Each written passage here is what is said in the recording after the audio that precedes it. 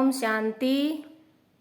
आज मैं एक बहन का बहुत ही सत्य अनुभव सुनाऊंगी।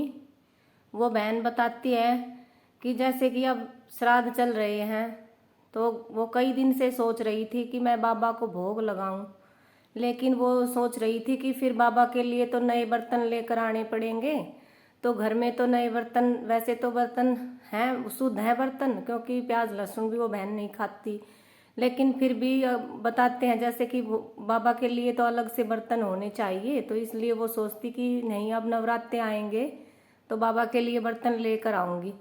फिर भी उस बहन को याद आया कि जिस दिन उसके युगल का श्राद्ध था गुरुवार को, तो उसने सोचा कि मैं बाबा के लिए भोग के लिए बेचैन रहती हूँ कि मैं बाबा के लिए भोग बनाऊं, और उस दिन तो श्राद्ध वाले दिन गुरुवार भी है, तो क्यों ना मैं आज से ही शुरुआत कर दूं।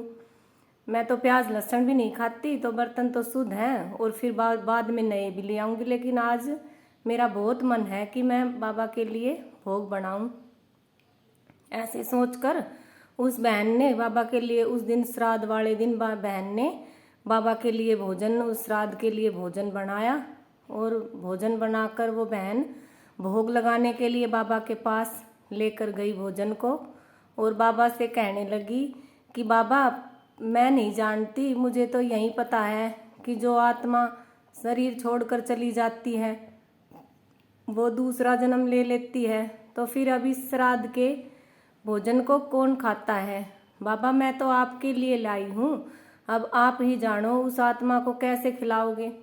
ऐसे बाबा से बातें कर कर उसने बाबा को भोग लगाया, और फिर अपने बेटे को उसने जो सारा बाबा से भोग लगा हुआ जो खाना था वो उस सारे खाने में मिलाकर फिर जो पंडित जी होते हैं उनके लिए उसने खाना घालकर अपने बेटे को दे दिया।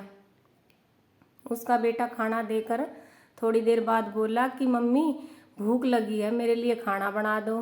तो उसकी माता ने उसके लिए खाना बनाने के लिए जैसे ही उसको खाना दिया तो उसके पास एक कॉल आई हुई थी।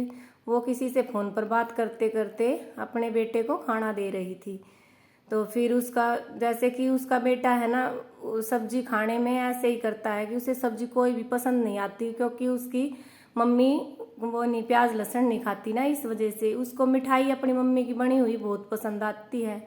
उसकी मम्मी, क्योंकि वो घर पर ही सारी मिठाइयाँ बनाती है, क्योंकि बाहर का बना हुआ तो खाती नहीं, लेकिन उसे खाने का तो शौक नहीं है, पर बच्चों के लिए उसे बनाने का बहुत शौक है। तो जो मिठाई बनाती है उसके बच्चे उन मिठाइयों को बहुत पसंद करते हैं, और लेकिन सब्जी के लिए ऐसे करते हैं कि कम ही सब्जी खाते हैं।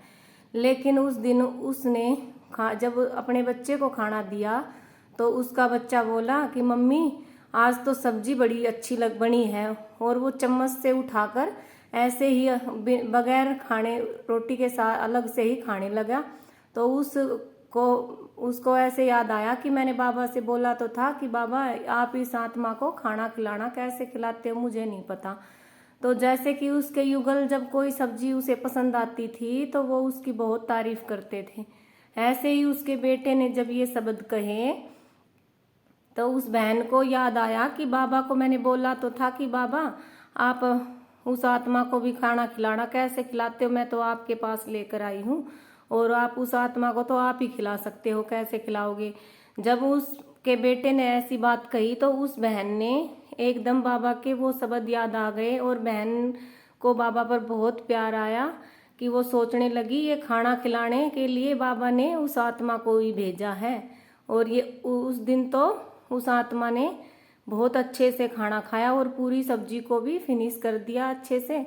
और तो ऐसे बहन का बहुत ही प्यारा अनुभव, क्योंकि बाबा जब दिल से हम किसी, और जब उसने बाबा के लिए भोग बना रही थी तो बहुत सुकून और शांति महसूस हो रही थी, खुशी, इतनी खुशी बता रही थी बहन की। बनाते वक्त ऐसा हो रहा था कि पता नहीं किसके लिए खाना बना रही हो, आज तो कौन अलग से ही खाने के लिए आएंगे, इतनी खुशी में बहन ने खाना बनाया था। और बाबा ने उसको इतना प्यारा अनुभव करवा कर बहन का प्यार और भी बढ़ा दिया भोग के प्रति। अब वो बहन कहती है कि मैं हर बृहस्पति को भोग जरूर, वैसे तो डेली लगाने के लिए कह रही थी, लेकिन बोली कि सुबह ज़्यादा बच्चे स्कूल जाते हैं तो ज़्यादा काम होता है, कहीं इतना नहीं बन पाए, हो पाएगा, इसलिए मैं बृहस्पति को तो अब हमेशा ही भोग लगाऊंगी। ऐसा था ये बहन का सत्य अनुभव। जब बाबा से दिल से कोई पुकार की जाती है तो बाबा उसका जवाब अवश्य देते हैं। ये था बहन का अनुभव। ओम शांति, ओम शांति, ओम शांति।